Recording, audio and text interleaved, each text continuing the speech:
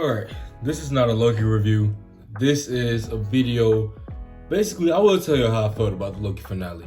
This is a video telling y'all about the future of Loki, his character, the so-called character development that Loki has, and if he remains or Kang is coming back. Is he rolled off like everyone was claiming? We're going to talk about it. So first off, you see the title. Did Loki win? He didn't. I feel like Loki did not win in his own show, and I'm gonna tell you why. If you guys don't know, Loki takes place during the Endgame area.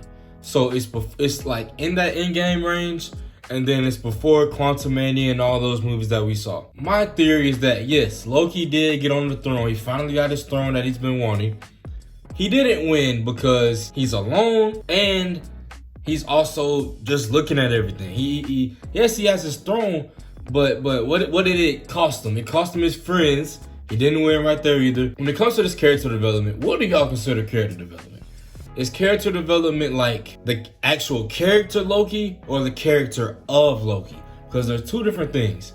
The character of Loki did change because now he realizes the significance, the glorious purpose of having a throne and being king. The character Loki didn't change at all because from Thor 1 to now, he's still alone. The character of Loki didn't change. And when it comes to the character of Loki changing, here's the thing I have with the Marvel fan base right now is what we do is we decide, we criticize one movie for one thing, and then when the same things applies to something else, we accept it. What I mean by that is, y'all saw how Dar-Benn was. Everybody said Dar-Benn was a one-note villain, and the main reason why people said Dar-Benn was a one-note villain was because we didn't see the motivation. We didn't see this. They told us instead of showed us. We didn't see the character development like everybody is claiming that we saw. For one, when you get to the thing of the centuries, and it took centuries to do this, and it took centuries to do that, that's all shown off screen. All of it's shown off screen. So if you consider Thor 1 to Endgame, he's basically, Thor 1 to, Endgame, he's basically the same person. Or Avengers, of the first Avengers, my bad. Thor 1 to the first Avengers, he's basically the same person. I guess, it depends on also how much time did season 1 and season 2 take. Was that over the span of like years or something? How long was that? Loki didn't win the battle. Just because if y'all see the ending, y'all see the thumbnail. If y'all see the ending, Ravonna is in the void. They show us the pyramid. Now y'all know what the pyramid represents. Y'all know what it means. And not only do they show us the pyramid, they focus on the pyramid. Now, what Marvel wants y'all to think is that it's Goliath. Purple, thunder, all that stuff. But if you look at Ravonna's face, the face she is making, would she make that face if that was a lie? No, she wouldn't.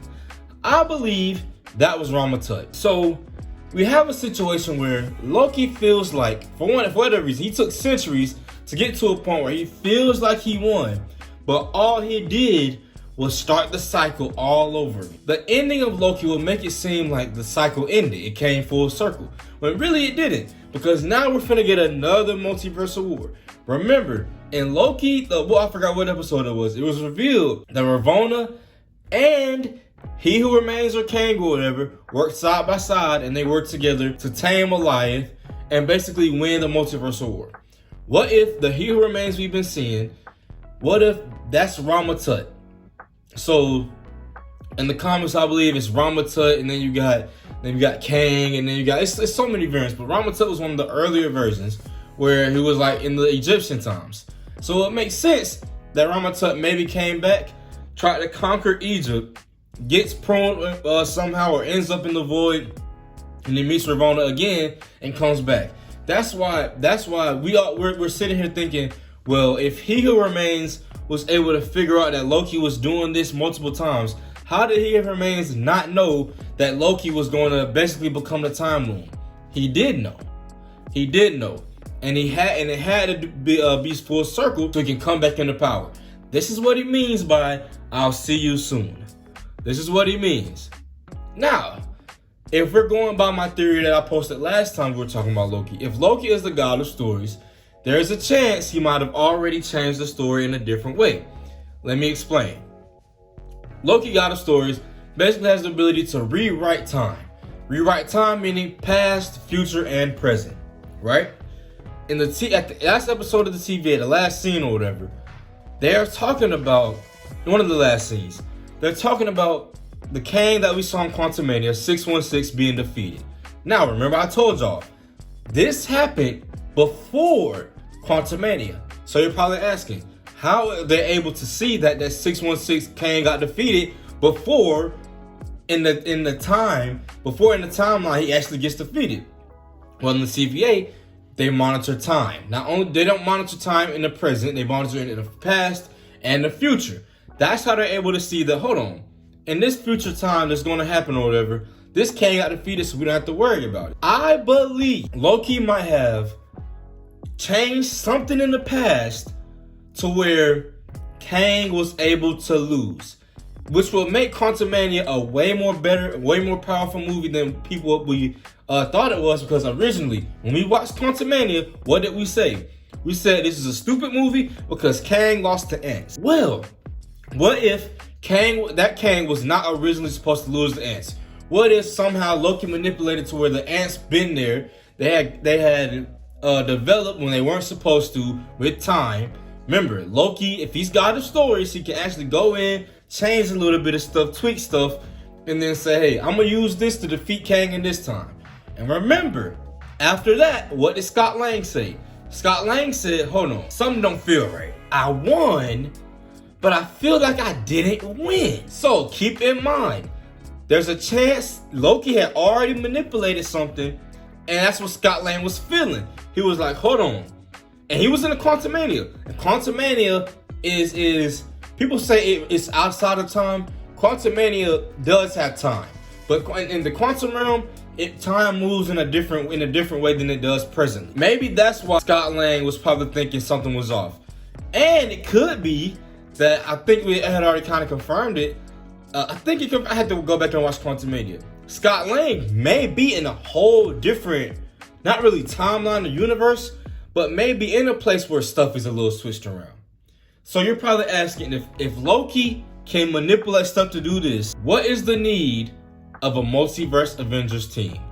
Now, if you've been following the leaks and rumors, spoiler alert, if you don't want to hear the plot of Deadpool 3, basically, Deadpool's supposed to be going in and trying to create the multiversal Avengers. Loki, however, I don't know if Loki can actually give commands, but they know Loki's. So Loki can say, hey, I can manipulate a little bit of stuff, and this is time, so you can't do too much. I can manipulate a little bit of stuff to where Kang loses in this situation, but maybe I can only do that to weaker Kangs.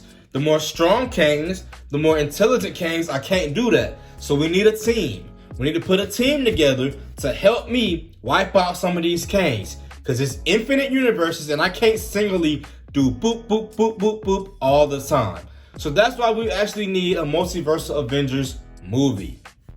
Now, the next thing I want to touch on is the hypocrisy of this whole show.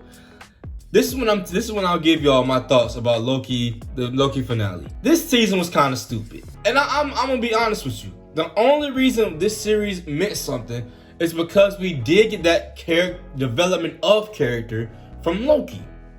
But if you look at it, if Loki actually assumes he remains his position, he's in the same spot that he's already in right now at the end of season 2. So it makes you feel like, what did we do all this for? We did it so Loki can evolve as a character and then realize his place in the throne. But if Loki was being more smart before he had the centuries of knowledge and the centuries of controlling time, he would have said, you know what, I'm gonna take up that offer. That's why I've been telling y'all, Sylvie is the most annoying character in the MCU because she started and caused all this, and she only decided to fix it or try to fix it when her own universe she was living in was going to be destroyed. Sylvie is a terrible character. She was annoying. She really didn't get any depth. She was just there. And that's why a lot of people, man, this is the best show. Y'all gotta stop doing. Bruh, everything ain't the best since Endgame. Stop saying everything is the best since Endgame. Y'all gonna tell me this is better than Guardians? Y'all made it seem like Guardians Volume 3 was the best ever. There's a lot of characters that didn't really get fleshed out as we would have liked. And you could say, okay, what characters? You got Mobius. Oh, we got the jet ski. That's the only thing y'all can really say. Look at all the other characters that we got introduced to. OB maybe, Victor Timely maybe. That's another thing I didn't like. Why were we constantly using Victor Timely as a ploy to keep getting lives? We all kept sacrificing Victor Timely. You know, it took multiple times for Loki to realize he need to go out there and do it himself. Anyway, okay. This is the last thing I'm gonna point out, right? Loki and Sylvie's whole thing about free will is weird. You say I don't want to kill Sylvie, because if I kill Sylvie, everybody won't have free will. If I don't kill Sylvie, there's free will, but the multiverse is expanding crazy. No one can control the multiverse because there's infinite decisions being made and yada yada yada. And we got the Kangs. So don't kill Sylvie, Kangs, multiverse, yada yada. Ask me this, right? And it could be because, you know, they said the TVA was used, they was putting branches at first, but now it seems like the TVA is going to be used to just hunt the Kangs. So you tell me, did Loki really make the best decision?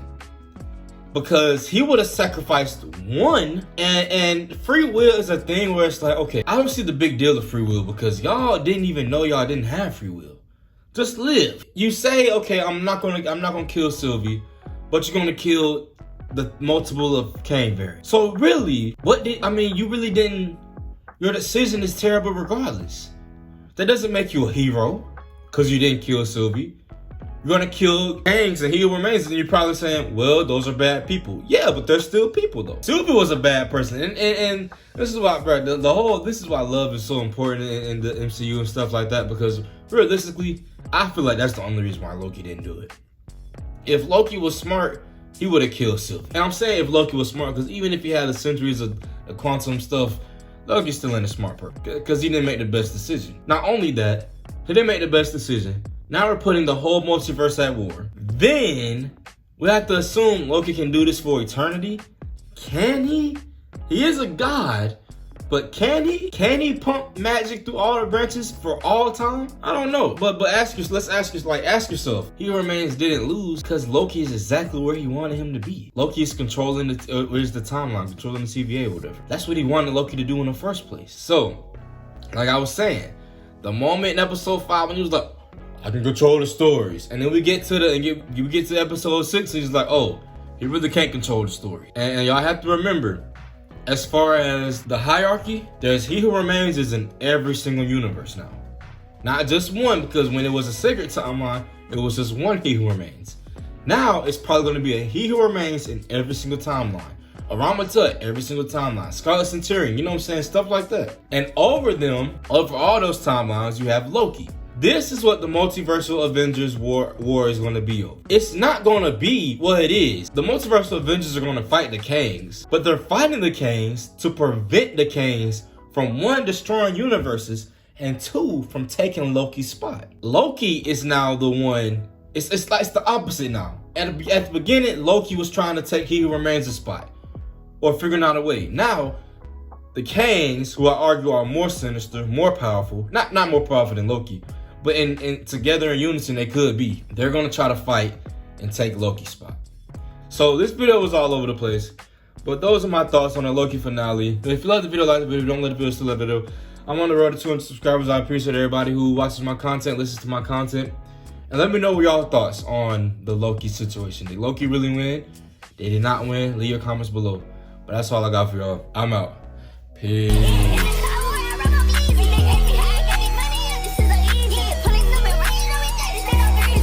Great.